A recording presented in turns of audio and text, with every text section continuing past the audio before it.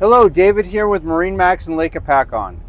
Today we have a 2026 Sea Ray 260 SLX. You can see it's a white boat with a black gel stripe. We have a stone interior. Come on board, let's show you the rest of the boat. Okay, we've backed into the slip here at MarineMax and Lake Hopatcong.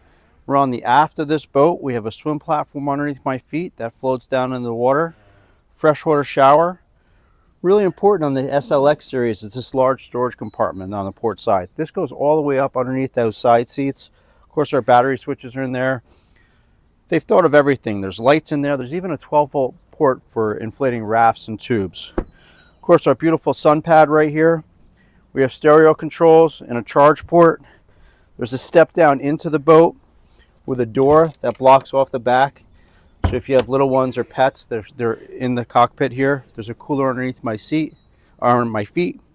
Let's step into the boat. We'll show you the rest.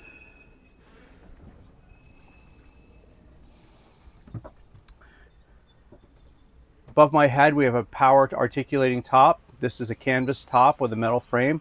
This stays level as it comes down. You can see in a couple of the pictures, it comes all the way down to the windshield for those low bridges and clearances. And you can control that from the Simrad, or there's a control panel right there on the side. Of course, our twin bucket seats that will rotate, slide back and forth. Deep storage, tables, coolers. What's really nice feature on the 260 SLX is our large head compartment here. A magnet to keep it closed. Of course, we got our Coast Guard kit in here. There's a porta potty pump out flush system in there.